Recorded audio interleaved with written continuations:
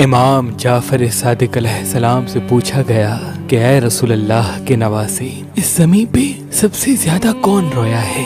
جیسے ہی یہ کہنا تھا، امام جعفر صادق علیہ السلام فرمانے لگے، اے شخص، اس زمین پہ 5 شخصیتیں اتنا روئیں جتنا آج تک کوئی نہ رویا۔ ان میں پہلا حضرت آدم علیہ السلام ہے، جو اپنی خطا اور جنت سے نکل جانے کے غم میں اتنا روئے کہ ان کے چہرے پہ نالے پڑ گئے۔ اور دوسرا حضرت یعقوب علیہ السلام ہے، وہ اپنے بیٹے یوسف علیہ السلام کے غم میں اتنا روئے کہ ان کو اپنی آنکھوں سے نظر تک نہیں آتا تھا۔ اور تیسرا حضرت یوسف علیہ السلام ہے، وہ قید خانے میں اپنے بابا کے لیے اتنا روتے تھے کہ قید خانے میں قیدی آپ سے آ کے یہ کہنے لگے، اے یوسف، آپ اگر دن کو روئیں تو ہم رات کو آرام کریں، اگر آپ رات کو روئیں تو دن کو آرام کریں۔ حضرت یوسف علیہ السلام نے اپنے رونے کا وقت مقرر کیا۔ اور چوتھی شخصیت میری دادی فاطمہ بنت محمد ہے، وہ اپنے بابا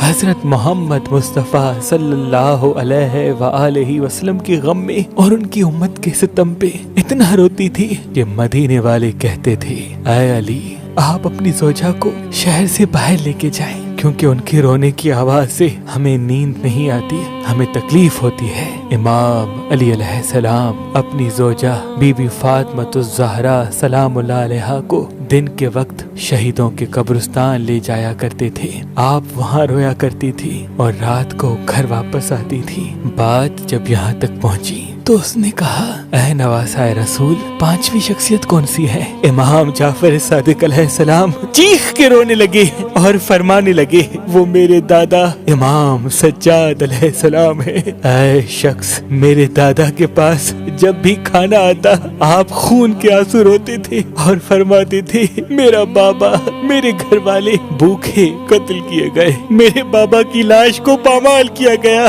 ان کے جسم پہ اتنے گھوڑے دوڑائے کہ ان کی پشت اور ان کا سینہ جا ملا، ان کی لاش کو لوٹا گیا، ہمارے خیام جلائے گئے۔ آپ کے سامنے جب پانی آتا تھا، آپ پانی کو دیکھ کے زاروں قطار روتے تھے کہ اس پانی کی 2 بوند بھی میرے چھوٹے بھائی علی اصغر کو مل جاتی، لیکن افسوس، ان کو پانی کے بدلے ظالموں نے تیر مار کے شہید کر دیا۔ آپ کے سامنے جب کوئی بازار کا نام لیتا تھا، آپ سر پیٹ کے کہتے تھے، یہی بازار تھی جہاں ہمیں قیدی بنا کے پھرایا گیا، میری بہنوں کو، ماؤں کو، پھپھیوں کو پتھر مارے گئے، ان کو باغی بلایا گیا۔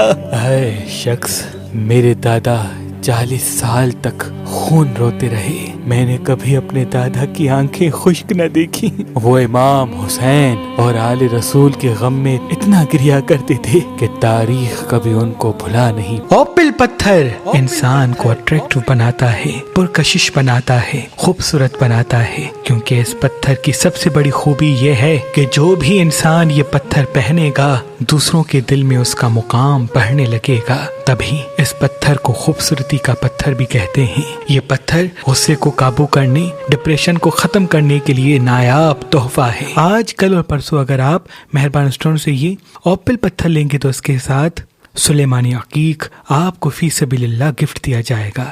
یاد رہے، یہ سلیمانی عقیق محدود مقدار میں